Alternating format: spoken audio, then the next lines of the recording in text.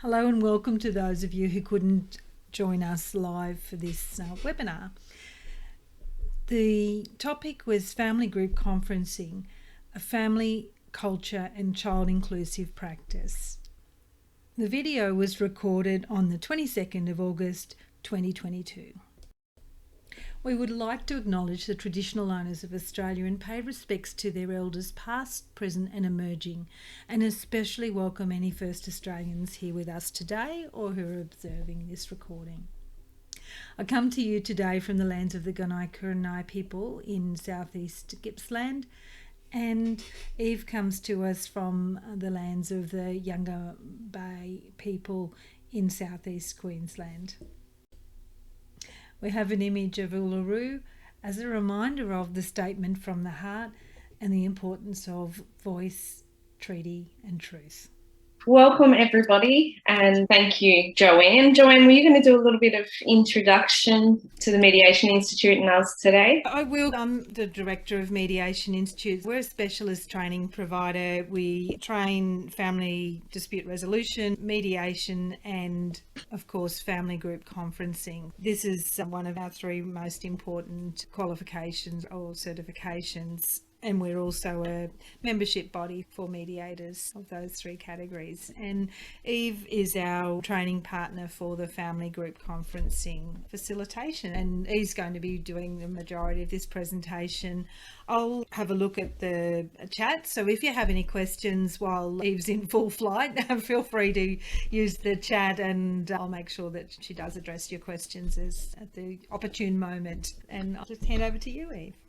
Thanks, Joanne. It's an honour to partner with the Mediation Institute in delivering family group conferencing. So I've been doing family group conferencing for 10 years now. Most people say I don't look old enough to be doing that, but I really am passionate about family group conferencing. And I certainly saw it as a practice that was so empowering to families when I was working with not only young people, but also their families. And today I just really want to share a little bit about what is family group conferencing if you don't know what it is, but also how will it support you in the work that you do, your practice, and potentially if you're here from an organisation or you're a manager as well, how that can actually support your organisation to use culturally appropriate practices and also child inclusive services that family group conferencing embeds both of those. We'll talk a little bit about how family group conferencing evolved, and if you do want to become a family group conference facilitator, we'll certainly share some information with you at the end. But our goal is definitely to allow you to have a deeper understanding of the practice, because it is something that we believe to be an incredible framework. And as a family group conference facilitator, I'm also on the panel of providers for Communities and Justice. And I have been delivering it all over New South Wales for many years now.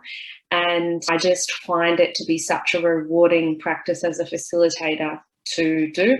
I do also come from a background of being managing a family preservation service as well for the region of the Byron and Ballina Shire. That's a little bit about me, and you'll see as we go through how passionate I am about this. And one of those reasons why I train it is because I partook 10 years ago in the pilot program and loved it so much. And I saw the evolution of family group conferencing over time.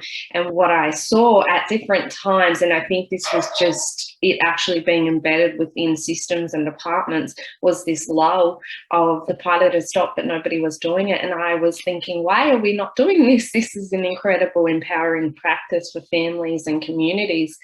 And I decided I need to ensure there's more facilitators of this. So that's how I got into the training aspect of it. And so I'll tell you a little bit about how it evolved. It did evolve originally in New Zealand among Maori. It was originated because of the overrepresentation of Maori children within the foster care system, within state care. And they really wanted to develop a process that acknowledged communities and also acknowledged the Maori culture within that community and the ability for communities to be able to take back the responsibilities of making decisions, and so then it was embedded in legislation. It was embedded there to be a process of the legislation said that family group conferencing should be used before any children are considered to be taken into care or reach the court system.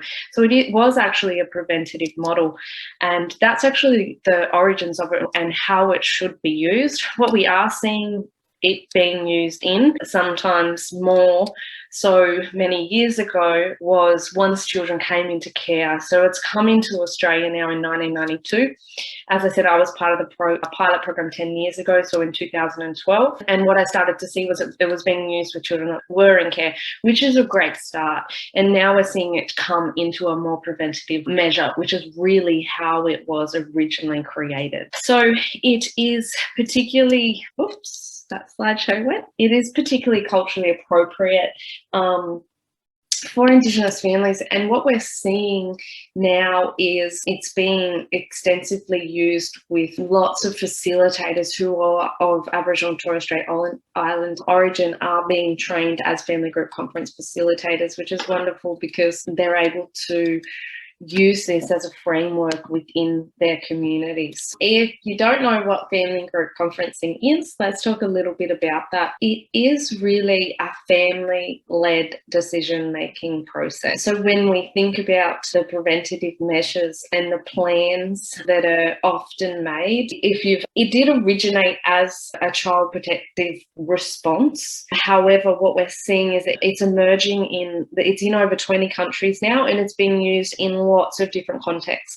So I also want you to think of family group conferencing beyond a child protective framework, because it is also being adapted across those countries as being used in youth offences, in aged care. So when a family comes together to create a plan for the elders within their family, it's being used in drug and alcohol rehabilitation, and also in disability care as well, so care plans. So there is lots of different variations of how it can be used, but what the model actually does is supports families to come together, because it really believes that underlying philosophy that families, when they're given the right information, they're given the right tools and the right resources, that they are best to actually make the decisions for themselves, their children and their families. You will see as we go through in a minute, we're going to go through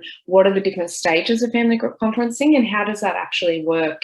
And traditionally in the work that I had done, I would come together as a preservation worker and I would bring the family to a meeting, and what we would have there is maybe that parent would have one friend with them, maybe they would have their mother, so the grandmother, and that was in terms of who was sitting around the table to make these care plans, these decisions, and raise and talk about the concerns for the children within their family. And then you would maybe have 8 caseworkers. It might be the social worker, the housing worker, the psychologist, the caseworker, the OT specialist. But what family group conferencing is about turning that table. So it's about having all of the family around that table, and only specifically the stakeholders that need to be there, because the family see them as key elements in the decisions that need to be made. So what we see is families really starting to lead decision making, because they're the ones that are sitting around the table. They're the ones that are hearing the concerns, and sometimes some of them for the first time ever. Sometimes what I love about family group conferencing is we have everybody coming together and there's no kind of whispers of how communication can be broken down, because everybody gets to ask questions and hear the answers at the same time. So the family-led decision-making is a really empowering model for families. Of course, when there's concerns that are being raised around your children, or there's concerns if you're using an aged and elderly care for, let's say, the health and safety of an elder in your family, then it can be quite disempowering, obviously, for the parents or for the elders to be sitting there and hearing everybody to actually say what that person needs to do. And what I find with family group conferencing is it really families for the first time, when I first go to them and I explain to them, hey, you've been referred to a family group conference, what they start to understand is this. Initially they think, oh, this is just another process. But as I start to explain to them how it will be mostly family there, they will get to create the plan, they will get to make the decisions. We still need to look at how will these decisions meet all the concerns that have been raised and keep the child usually that's at the centre, safe, but in an empowering way that you get to decide, because what's best going to work in your family. We all only have certain insights, but to be able to step up as a family and take different responsibilities and roles within that plan is a really empowering process. And I've seen some parents that don't have their children currently in their care really step up and present the plan at the end of the day in such an empowering way that they felt like they got to be part of that process. So when I see those moments, know why and understand why I'm doing family group. Although it is a family-led decision-making process, and we really encourage from the very beginning that families get to start to make decisions. Some of those decisions are based on where are we even going to hold the conference. However, there is some formality to it because it is a process, and we do stick to that process where it was originated, which was in New Zealand, because it was developed to ensure that it includes the community, it's child inclusive, it's culturally inclusive. So we do always try to stick to, as much as possible, the process, but in that also being very flexible to the diversities of families and cultures that we have in the family group. So to give you a little bit of an understanding, this is the stages of a family group conference. So if you were a family group conference facilitator, maybe you're on the panel of providers. So there is a panel of providers for the Department of Communities and Justice where they can refer you families for you as a facilitator to hold the family group conference. Or it could be that within your organisation, and I've trained and seen cross organisations actually do family group conferences for each other's clients so that they really stay mutual and independent, because the whole thing of family group conferencing is you have an independent person coming in. It's not someone that's working with the family, it's not the caseworker, it's a completely independent person that is facilitating that process. For your organisation, it might be that someone is working with a family and it's actually another worker within the organisation that holds that family group conference. So a case would get allocated to a family, would be referred to family group conferencing, and then the first stage of all of that is preparation meetings happen. This is the main part of a family group conference. This is where all the hours are spent because often people think, oh, it's going to be really challenging and conflictual to get family members together that haven't even seen each other in years. Sure, lots of those fears and concerns and stresses can come up. However, we often say in the training, when as facilitators, all the work is done in the preparation. Yeah, it's meeting with families, it's meeting with key stakeholders, it's understanding how can we bring everybody together and what are the plans that need to be created, and understanding the dynamics of that family.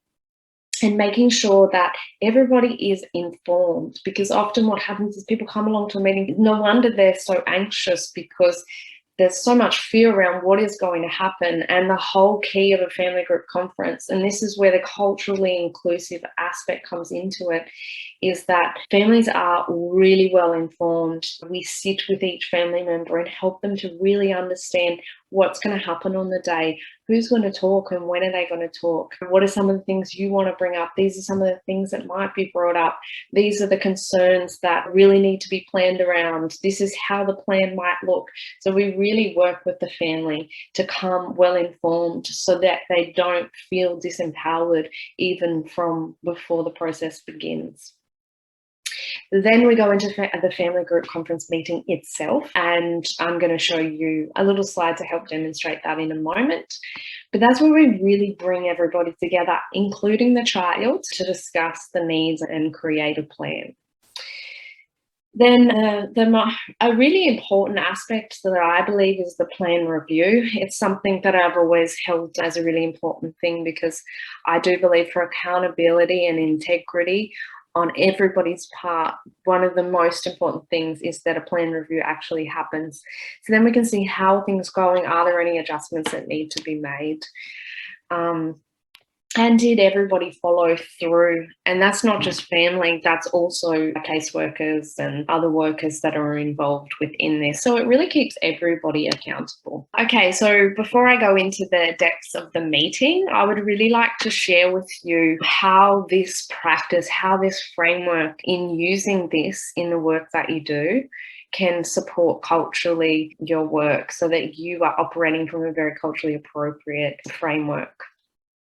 So with family group conferencing, I think one of the biggest positives that it has going for it is that it was developed in direct response from an overrepresentation of a particular culture, being married children within the care system. So it was a direct response to that. And so what we see throughout family group conferencing is the embedment and acknowledgement of the diversity of cultures. Often when we see with cultural competence, it can get reduced to a list of do's and don'ts with particular ethnic backgrounds. But what we do know about culture, what we do know about families, is there's not always one size fits all. And one of the most important things as facilitators that we ensure that we do is to honour what are the traditions of the family, what is the role of the different family members and their elders in particular to not only that culture but also to the family itself as well. So it really allows some flexibility to adjust and acknowledge and represent the individual diversity within that family. And one of the first things that we always do is ask those questions. We get the time to sit with families and see things like, where is an appropriate location to hold this family group conference? It's not going to be in the office of the referring caseworker. It's going to be in a place where everybody feels comfortable, where you feel the most empowered is where we would look at that location. I always consider things like, if it is in a room, can we open the doors? Can people have light and space? And we're always looking at different ways. And the most important thing is we're always honouring asking the family, what is it that you need as a family? What's most appropriate for your family? And we're able to adjust the conference based on those needs. We're always also acknowledging the different roles within families, the elders and what role they might play and the information that they might want to give within the family group conference. So one of the most important things in the research that's been done to have a successful family group conference is that facilitators are culturally competent and that they can demonstrate like an understanding of the uniqueness of diversity within families and within cultures, and that they're really reflective in their practice around that. Family group conferencing also has, particularly if you're on a panel of providers, it has an allocation that if you are not the origin of that culture of a family that's been referred, that you can have a co-facilitator for the purpose of culture, that is really embedded through. Now, I also promised to talk about how it supports child inclusive practice as well. One of the other key elements that surrounds family group conferencing is the voice of the child. Now, we go into extensive discussions about this often in the training, because that can be a daunting thing, particularly if you as a facilitator haven't had we have in the trainings people that are trained to be facilitators that haven't had a lot of contact with children. So we talk about how you could start to build on some of those skills. But you're not there to give therapy as a facilitator. It's really about including their voice so that all the decisions that are made, the child is always in the centre of that. And we do usually look at around about an age figure, and that's usually a minimum of 8, but usually some areas and countries do 8, some do 12, but what I would say is it's usually that 10 plus, 12 plus that attend family group conferences. But age isn't the significant factor of this, if they attend or not. It really is about how is that emotionally for the child? Is it safe for the child to attend? So we're looking at where is it appropriate to include them actually at the conference as much as possible. Often we'll see the initial reactions of, oh no, I don't think it's good for the child to attend. But that's some decisions that need to be made by everybody, and also that it's not like the first reaction is not to include the child, because it may not be what we're used to. But there is various other ways that we can include the voice of the child in family group conferencing, and it is essential. So we do things like getting them to help withdrawing some invitations for their family, because what we help them to understand is that their family is going to have a meeting to ensure that there's better outcomes for them. And it might be as well that what I try to do as well is look at who is also working with the child, who could be an advocate for the child and come along, who can walk through some things. It might be a school counsellor that child's already seen, and they could come along with some discussions that I've had with the child as well, or yourself if you have, and present those views at the conference. So we're always trying to look for ways that a child can be involved and that their views are really shared within that, and that their views are respected within that as well. Yeah,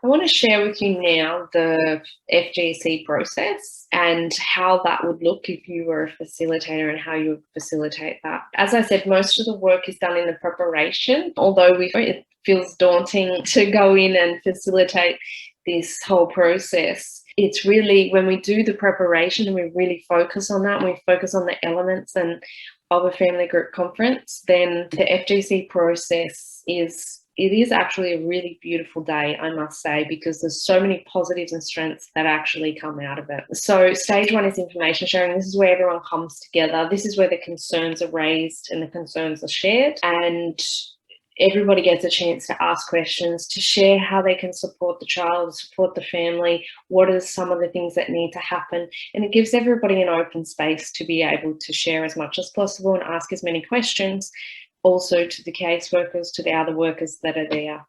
Then we have a meal break, which is a very important time, and they get to connect with each other before they go into family time. So this is where not even the facilitator is present. So this is a big step and something we talk through in the conferencing, because it's really honouring, and I think this is what families love. It's honouring that families, when they're given the right resources and information, they're able to make the best decisions for their family, provided they're able to demonstrate that they can meet the concerns that have been raised.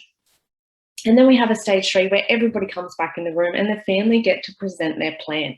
Obviously, there's lots of little things that you're doing around that as a facilitator, supporting all of that process, and that's what we go through in the training. I said at the beginning, I love to train facilitators because I believe it to be a wonderfully empowering preventative model that gives community responsibility and ownership back over keeping the children within their community safe. It is a way that within your practice, within your organisations, that you're able to use a framework that's very child and family inclusive and honours the diversity of culture and family, and is very inclusive within that practice. I am a true passionate family group conference facilitator and trainer, and I've really seen firsthand the results that this has created in the lives of families and children, and also the feedback of, I would say, almost every family group conference that I get from families is they really enjoyed the process. They really felt that they got to be part of the decision making, and that this was a process that they would recommend to other people within their families and communities. Yeah. So that hopefully gives you a little bit more information about family group conferencing. And Joanne will now share a little bit more information about the course and how you can be part of it. So, look, the FGC course is delivered fully online. This was an adaptation we did with the start of COVID, and unfortunately it's still continuing a little bit disruptive around the place. So the course is made up of online learning where you really complete the theory and get a good understanding of the process. In the workshops sessions with Eve, you'll go through all the steps in a great deal more detail, really sharing the real world understanding behind the theory of the process. But yeah, we've got a workshop coming up in September. So that's a Thursday, Friday dates. And then the final one that we've scheduled for the year is in November 7th and then the 14th and 15th of November.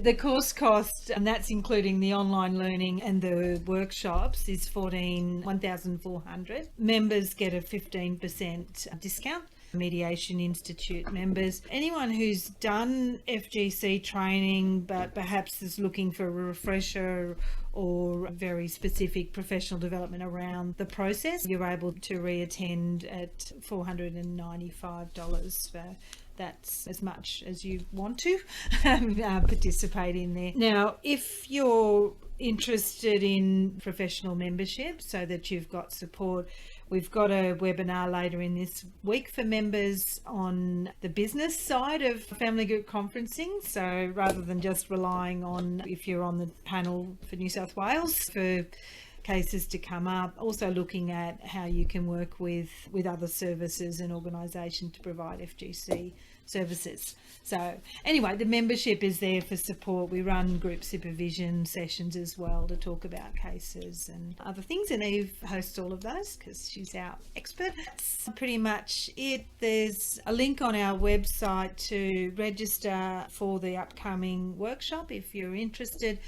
We are flexible and we will look at a payment arrangement if that's something that would help, and it's best just to have a chat with us about your situation. I'll stop the share and see if anybody has any questions. Thanks, Meredith. If you have any questions, please, you can unmute yourself, put it in the chat. If you have any questions about the training and what we would go into, and we'll also can share some more information there too. Yeah. I've just asked a question and I put it in the chat to you, Eve. Can you have a read of it? It's if a child has been removed from their parents for either a criminal act or by the children or by the parents, is it still viable to facilitate their outcomes and reparation or by this method of group conferencing with a third-party representative from the Justice Department or something like that? Do you understand what I mean? Look, it would really be case by case. That's a hard generalisation. I think there's no rule out. I've facilitated conferences where I've had parents that have phoned in actually from the prisons. So it's definitely not a no. If it was that it was a criminal act. So if we think about things like sexual assault, for example, it's definitely something, particularly because of the coercive nature and the effects that can have on the child with being potentially re-engaged with the perpetrator, that they're some of the real cut and dry no's often with family group conferencing that we really have to dig deeper into. So it's really dependent upon the situation. What was the criminal act?